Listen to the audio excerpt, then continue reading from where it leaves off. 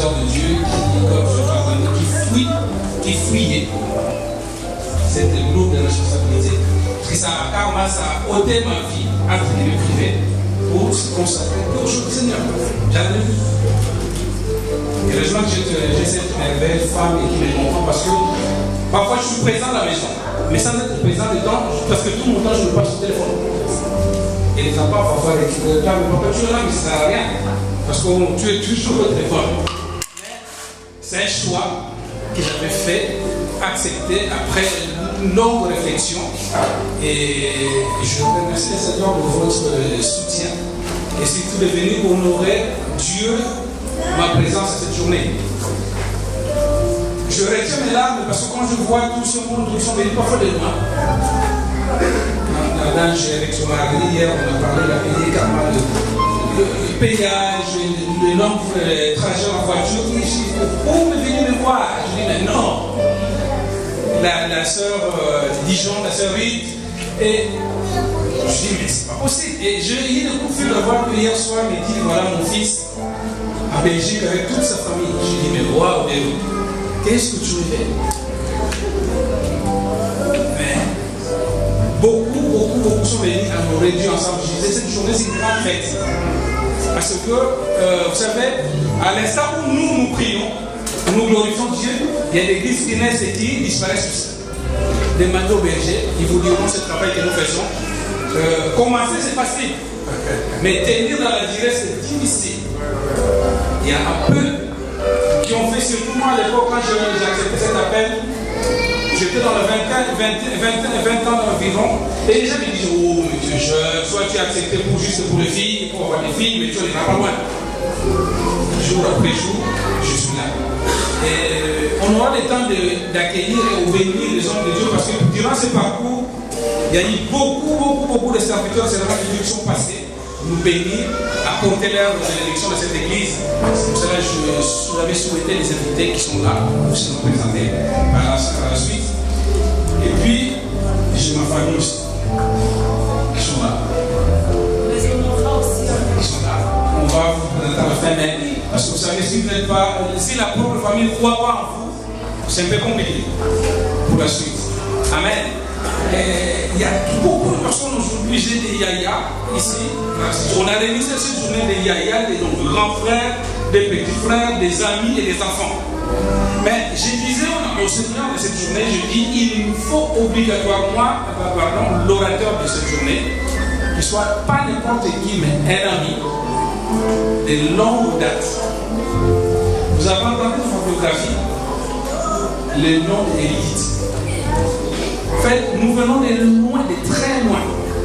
Et quand on s'est connu avec cet homme qui va prêcher aujourd'hui, je n'imaginais pas qu'on allait avoir ce débat aujourd'hui dans cette circonstance, parce qu'après un moment on s'est séparés, il est parti aux États-Unis. Et en tout cas, ma prière était qu'aujourd'hui il soit là. Et Yaya, Pépé, moi je l'appelle le pasteur, pas le pasteur, mais il y a Pépé. Et le Doula qui est là au fond, vous allez le voir aussi par la suite. Donc dans ce groupe de prière, le commandant de Christ, c'était tel le nom le dit des combattants. Donc on priait. Aujourd'hui, je ne sais pas, c'est pas pour se vanter, mais je ne sais pas si je vois encore des hommes et des femmes qui prient. On priait. Et on a fait une retraite avec cet homme, le pasteur et le prophète Élie. Et moi, je pense qu'on était parmi les premiers à découvrir les centres de retraite et quoi. Je vis cet homme prêcher. Première fois, c'était à Château-Rouge. Je ne sais pas si vous se souvenez, dans les salles de Lodoville à Château-Rouge. Et quand je l'ai entendu prêcher, j'ai dit, waouh, il y a une connexion qui s'est faite. J'ai cherché ses coordonnées après. Il sait parce que je raconte, j'ai cherché ses coordonnées après. Il était dans le 20e, vers la place des fêtes chez moi. Mais j'aurais souhaité que maman Martine soit là, sa femme. C'est un couple formidable. J'arrive chez lui dans le 20e arrondissement, je trouve sa femme et puis il y avait un clochard. Permettez-moi les termes. Ils ont pris un clochard, les prendre des soins, le berger chez eux, je dis. Parce qu'au début, le premier jour, quand je l'ai entendu prêcher, je croyais que c'était un Américain comme le grand, et puis il prêchait bien, très bien. Mais je vis ce clochard-là, je dis, mais qu'est-ce qu'il fait? Il dit, non, là, c'est un Français. Un clochard. Alors, on a aussi, après, on a cette pétition, on a continué. On a fait cette retraite-là. Alors, toute salle d'Argenteuil derrière la mairie. À l'époque, ceux qui connaissent Argenteuil, la mairie était si petite, il y avait une grande salle derrière. J'ai demandé l'autorisation à mon pasteur, le pasteur Maïmona, si je pouvais, avec ce groupe d'intercession et de commandes de l'Église, organiser cet événement. Je lui dis, voilà, c'est ce frère qui va travailler avec moi. C'est lui, ça. Mais cet événement-là, mon ami, je ne sais pas si tu as des nouvelles, mais notre Dieu ce jour-là, ah oui, notre Dieu ce jour-là, il avait enfanté une femme qui n'avait pas de trompe. Il a donné des jumelles, je dis, mais. Alors c'est là qu'il m'a poussé, il dit, wow, effectivement, Dieu est là, il écoute son prière. Mais c'était un grand événement. Alors, je priais le Seigneur, je dis, il est tellement chargé, il est difficile qu'il soit sur place, mais je dis, Seigneur, je veux que tu le fites sur Paris pour ces jours-là. Parce que je vous aime tous, les serviteurs de Dieu, comme vous êtes là, mais je voulais que ce soit lui. Amen. Et Dieu fait tellement de choses, il m'a répondu, il m'a dit, cette phrase aussi m'a touché. Il a dit, je vais t'honorer de ton vivant. Parce que souvent on vient dans les obsèques, il dit, il était mon ami, il a dit, peu importe, il m'a dit, même si je dois prendre l'avion, venir pour uniquement pour cette journée, je le ferai. Mon prophète, mon ami.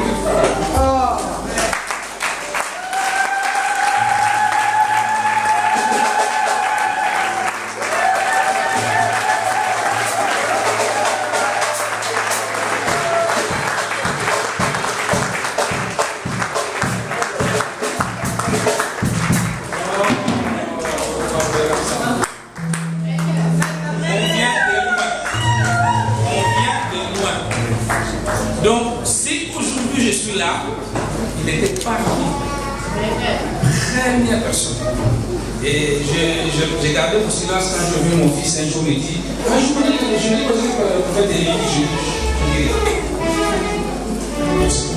donc, de cette génération de la voix de l'Éternel, et une grande bénédiction pour cet homme. Parce que, vous savez, quand on débute, on commence, on a besoin d'être confirmé.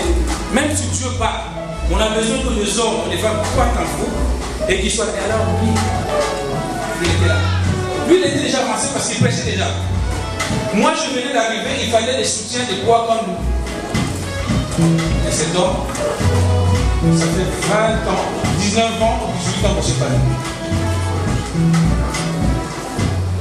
Voilà, les fruits, ça va être, nous allons commencer ensemble, et il passe ces choses. Que Dieu te bénisse.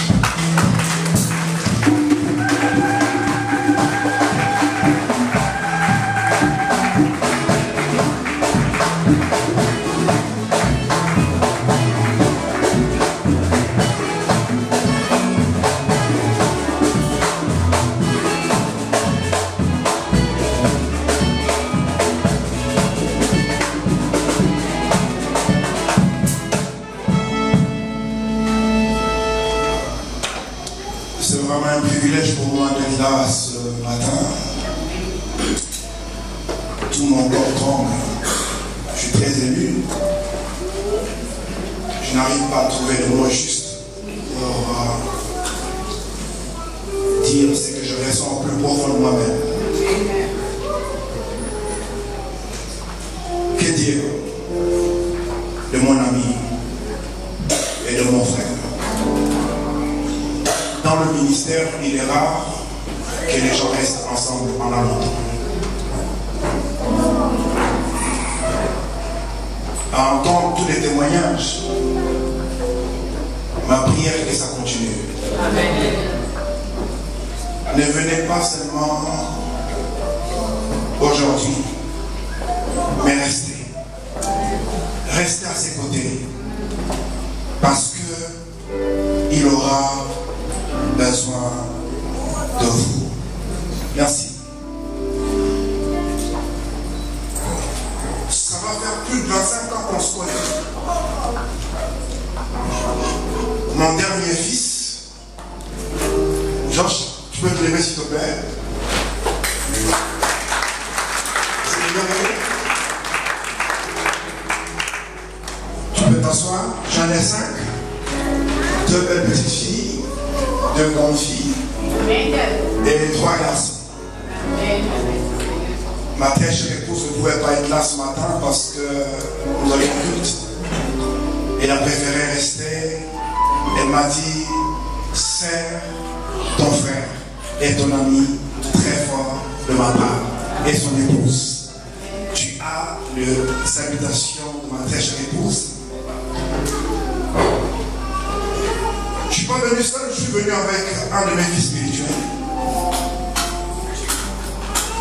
Le prophète Olivier. Est-ce que tu peux te lever s'il te plaît?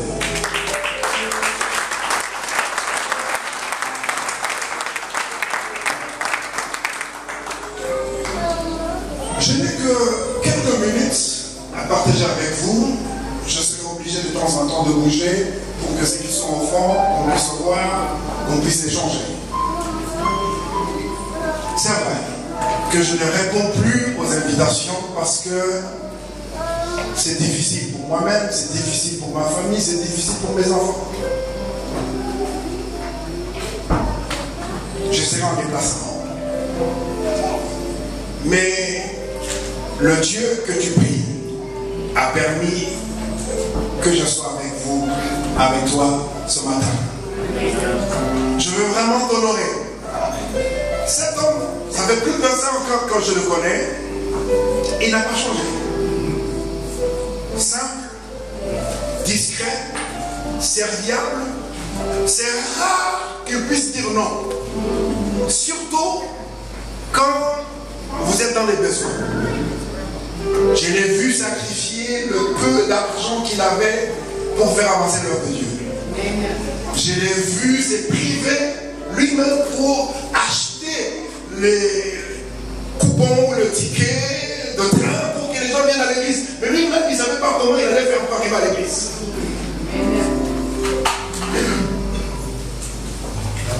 Je l'ai vu se taire quand il fallait se justifier.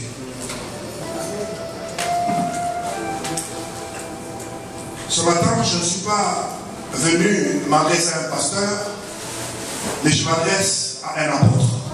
Amen. Je m'adresse pas à un pasteur, mais je m'adresse à un apôtre. Et à la fin, je dirai pourquoi. Mais laissez-moi partager avec vous rapidement la parole de Dieu. Vous pouvez seulement prendre note. Le thème de mon message, je l'ai intitulé « Les prix à payer pour un vieux manteau ». Le prix à payer pour un vieux manteau.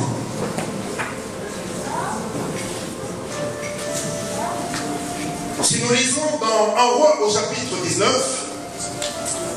à partir du verset 15 jusqu'au verset 21, notez tout simplement parce qu'on n'a pas beaucoup de temps. 1 Roi chapitre 19, à partir du verset 15 jusqu'au verset 21, on nous raconte l'histoire comment il y a eu une connexion entre le prophète Élie et le prophète Élisée. L'histoire d'Élisée commence par un geste prophétique et se termine par un acte prophétique. Un geste peut être irréfléchi, mais un acte demande une réflexion. Si on devait mettre la photo d'Élisée sur une page Facebook, croyez-moi, il ne serait pas tiré à 4 épingles, comme disent nos jeunes, mais il aurait sur lui un vieux manteau recousu qu'il a hérité de son mentor, le prophète Élie. Son manteau n'était pas comme celui d'Élie, c'était le manteau d'Élie. Il ne peut s'agir que d'Élisée, parce que selon la Bible, c'est le seul qui est allé jusqu'au bout et c'est le seul qui a hérité de ce manteau. En lisant 1 Roi chapitre 19, le verset 15 jusqu'à 21, la Bible nous dit que Élisée était en train de labourer. Ça veut dire qu'il était cultivateur. Et puis brusquement, il voit un homme, un vieux, et il prend son manteau, il jette sur lui. Et il dit, comprends ce que je veux te dire. Et la Bible nous dit, Élisée va courir après Élie et il va lui dire, laisse-moi le temps d'aller embrasser mes parents et de faire ce que j'ai à faire et puis je te suivrai. La Bible dit qu'il est reparti, il a embrassé ses parents. Et là, je vais souligner quelque chose rapidement. J'ai toujours dit que l'église est un hôpital où tous les chrétiens, tous les membres qui forment l'église sont des malades, mais Jésus est le médecin. Alléluia.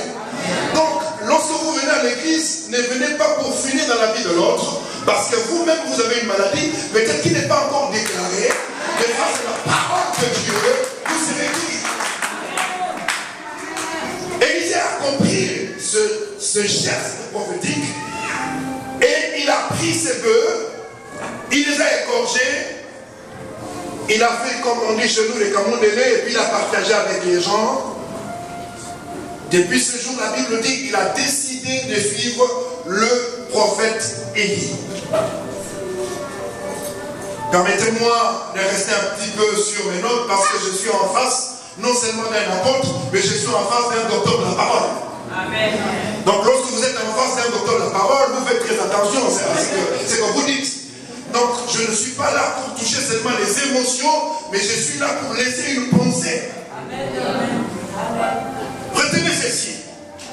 Quand nous décidons de suivre Dieu, ce que nous recevons ne correspond pas forcément à ce que nous attendions.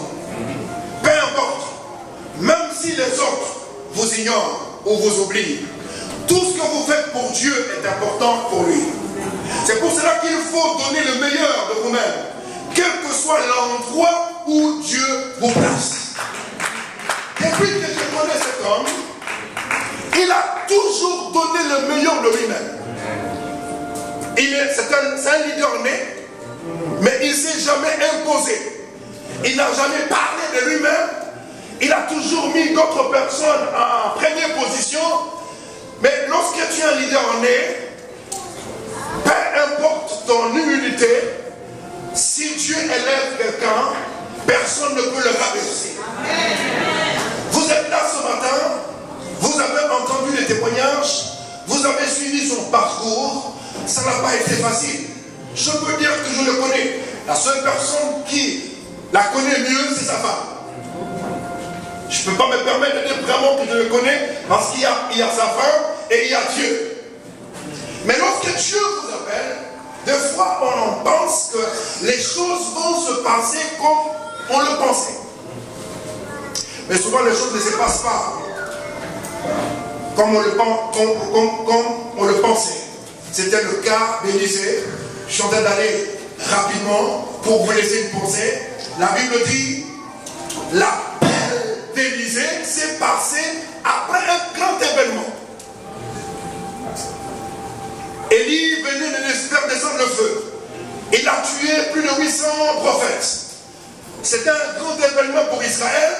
C'était un grand événement pour Dieu. C'était un grand événement pour Élie lui-même. Parce que toute la ville en parlait. C'était devenu une star. L'homme qui a fait descendre le feu, l'homme qui a tué tous les faux prophètes. Donc tout le monde en parlait.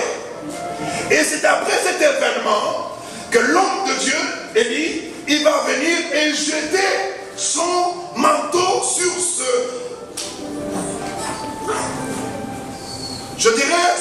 serviteur qui était en train de labourer son champ. Au fond d'Élisée s'est dit, je comprends que Dieu m'appelle à un changement. Je veux arrêter de faire ce que je suis en train de faire pour une nouvelle vie. Et dans son cœur, il se disait, si un grand homme comme Élie vient et il jette son manteau sur moi, c'est sûr que je vais avoir un grand ministère. Il a commencé à rêver et dit, moi je vais faire plus que lui, ce que lui il a fait. Et il pensait que les choses allaient se passer tout de suite.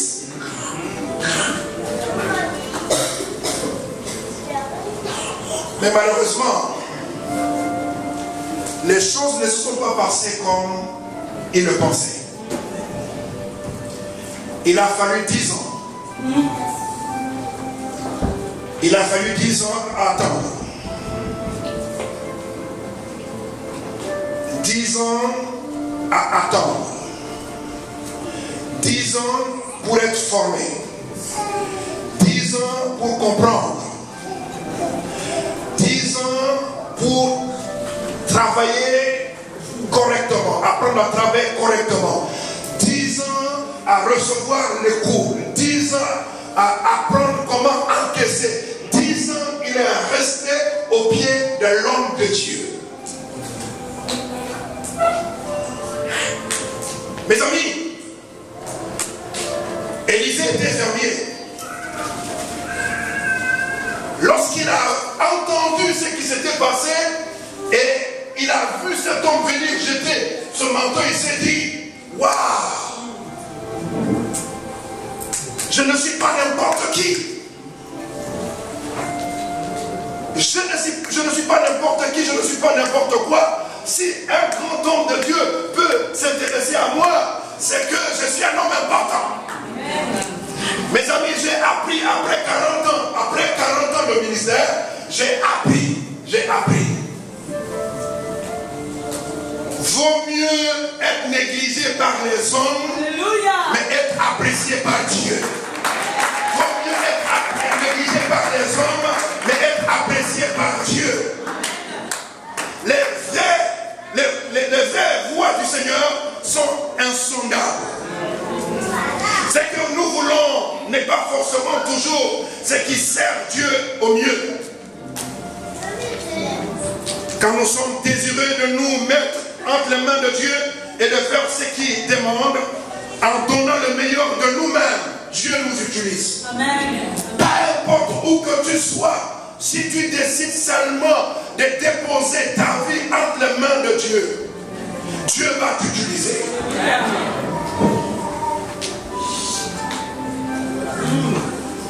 Les choses ne vont pas se passer comme tu le souhaitais, comme tu le pensais. C'est pour ça qu'il avait peur. Il voulait devenir médecin, gagner de l'argent, ouvrir un hôpital, pourvoir aux besoins de sa famille, devenir un homme important. Mais Dieu lui a dit, comme il avait dit à Pierre, lorsqu'il a trouvé Pierre en train de pêcher des poissons, il dit, viens, je ferai de toi pêcheur d'hommes. Et Dieu a dit, maintenant toi tu veux être médecin, viens, je veux faire de toi un médecin de cœur. Et voilà des milliers, des centaines de personnes, au travers de son ministère, il est en train de guérir les cœurs, de s'occuper des cœurs.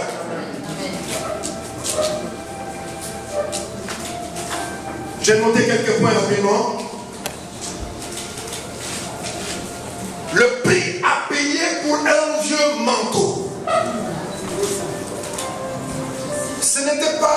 Ce manteau n'était pas griffé.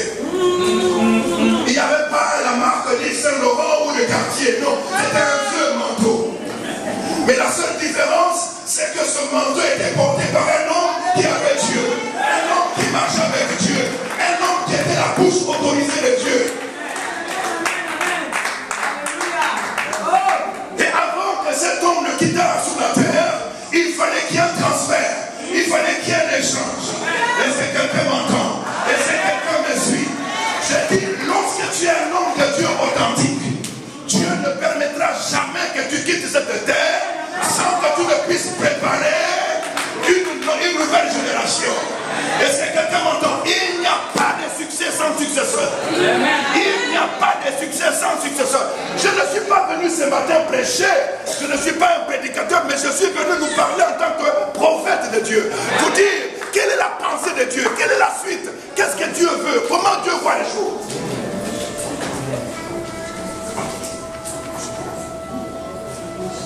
Ce n'est pas normal lorsque vous entendez que Billy Graham est mort et qu'il n'y a pas de remplaçant. Ce n'est pas normal, ce n'est pas biblique. Je vous le dis, ce n'est pas biblique. Et nous voyons que l'homme de Dieu, suite à un événement, il était devenu dépressif. C'est lui-même qui a demandé la mort. Dieu ne voulait pas le tuer, c'est lui-même. Mes amis, le ministère que nous exerçons, ce n'est pas facile. Les gens pensent que le ministère, c'est les costumes, c'est les cravates, c'est les parfums, c'est les voyages. Ça n'a rien à voir avec Dieu. Il faut avoir le témoignage de la famille et il faut avoir le témoignage de l'église. Nous avons des éminences n'y a pas longtemps, j'ai appris la mort de l'apôtre Bolamba. Saint-Père. Parmi les gens que Dieu a utilisés dans ce pays pour le réveil, il en fait partie. Mais qui peut se lever et dire l'onction de Dieu qui était sur cet homme est descendue sur moi? Mais moi, cet homme, je le connais, ça fait plus de 25 ans. Et quand on a commencé, c'était ici à Argenteuil. Le pasteur qu'il considérait comme étant son mentor était ici à Argenteuil. Et je comprends pourquoi Dieu décide encore de le bénir et de le lever. Dieu te donne ce territoire. Personne ne te battra sur ce territoire. Personne ne te battra sur ce territoire. Pourquoi? Parce que avant d'être un leader, tu as d'abord été un bon disciple. Amen, amen, amen. Oh, on connaît des choses. Amen. C'est que nos pères spirituels l'ont fait. Ou ce qu'ils faisaient. Jamais, je n'ai jamais entendu sortir de sa bouche le critiquer son père, l'exposer. Jamais, jamais, jamais. Jusqu'à la mort de cet homme. Donc il y a plusieurs manteaux qui circulent. Mais il y a une nouvelle génération que j'appelle génération Facebook, que j'appelle génération Twitter, que j'appelle génération Facebook. Les gens veulent que les gens aillent vite. Non. Aujourd'hui, nous venons célébrer les 20 ans. Alléluia. Les 20 ans, ça n'a pas été facile. Pendant ces 20 ans, ça n'a pas été facile. Il y a un manteau qui circule. J'ai dit bien, il y a un vieux manteau. Et ce manteau ne porte pas la marque de Saint-Laurent, mais ce manteau porte la marque de Jésus. Et c'est quelqu'un m'entend. Un vieux manteau déchiré. La Bible nous dit, Élisée a compris et il a décidé de suivre Élie. Alléluia. À un moment donné, Élie lui dit, Dieu m'envoie à tel endroit. Reste là. Élisée lui dit, c'est que tu n'as rien compris. J'ai tout laissé. J'ai laissé mes parents. J'ai laissé mon entreprise. J'ai laissé tout ce que j'avais à faire. Ce n'est pas pour s'arrêter en cours de route. Même toi, même les circonstances, rien ne peut m'empêcher de te suivre. Rien. Premier point que vous pouvez noter. Avec Dieu, il n'y a pas de raccourci. Quand Élie se plaint qu'il ne restait que lui parmi les Israélites à être zélé pour l'Éternel Tout-Puissant, Dieu lui a dit qu'il avait en réserve 7000 hommes restés fidèles. Et Élisée était l'un de ces 7000. Un fermier anonyme. Élisée travaillait dans l'ombre, suivait Dieu et lui restait fidèle. Quand il a désigné comme successeur d'Élie, il a travaillé encore 10 ans dans l'ombre. Il n'était pas apôtre, il n'était pas prophète, il n'était pas en train de prier, il était en train de labourer. C'est-à-dire qu'il était un cultivateur. Et beaucoup de gens pensent servir Dieu, c'est seulement prêcher. Ah non, servir Dieu, c'est pas prêcher. Vous pouvez être médecin et servir Dieu. Vous pouvez être avocat et servir Dieu. Vous pouvez être député et servir Dieu. Vous pouvez être chirurgien et servir Dieu. Vous pouvez être banquier et servir Dieu. Vous pouvez être mannequin et servir Dieu. Vous pouvez être musicien et servir Dieu. Tout le monde veut le micro. Tout le monde veut prêcher. Tout le monde veut être prophète. Tout le monde veut être apôtre. Mais mon ami, à peine tu viens de te convertir, à peine tu veux devenir déjà prophète, tu veux devenir déjà apôtre.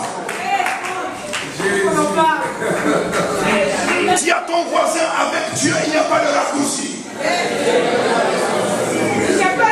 Il n'y a pas de raccourci avec le Seigneur. Il n'y a pas de raccourci. Il a reçu le coup. Les gens l'ont trahi. Les gens l'ont traité de tout le nom. Les gens ont été ingrats. Mais il a dit, si c'est le chemin par lequel Dieu décide que je passe, je passerai.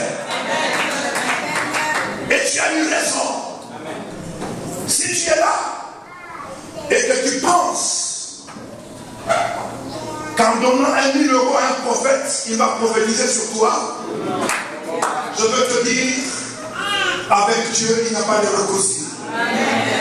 Quand nous recevons un appel de Dieu, nous sommes souvent pressés. Et nous désirons commencer à travailler tout de suite. Aucun doute.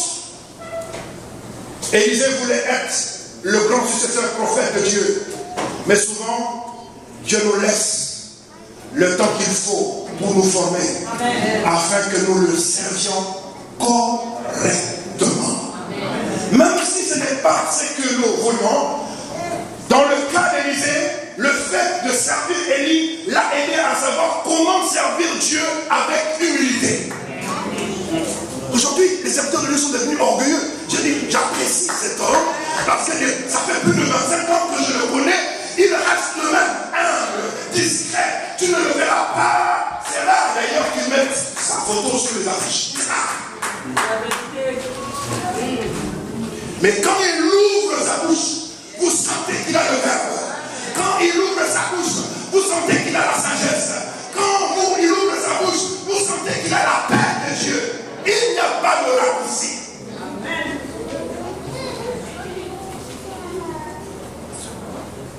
Si vous voulez découvrir quelqu'un qui a un appel authentique, observez la personne. Quand vous voyez quelqu'un en train de courir après le titre, faites attention à cette personne. Et quand vous voyez quelqu'un en train de fuir, c'est qu'il a l'appel, il a un appel authentique. Quand tu as un appel authentique, tu fuis. Mais quand quelqu'un vient, nommez-moi, j'ai l'appel de Dieu. Qu'est-ce que vous attendez? C'est qu'il n'a pas l'appel de Dieu. Il va être nommé par les hommes. Les mêmes personnes qui vont te nommer, ce sont les mêmes personnes qui vont te déchoir.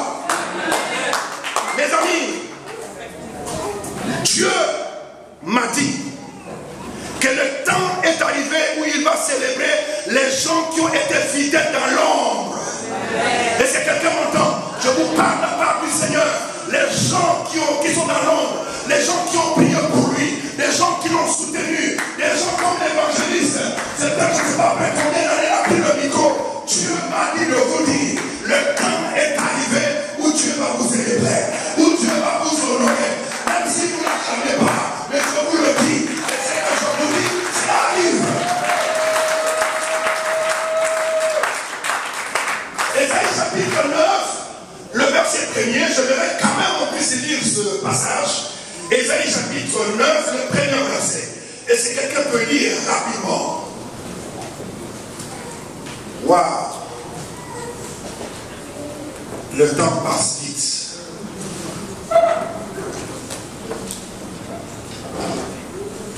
Rapidement.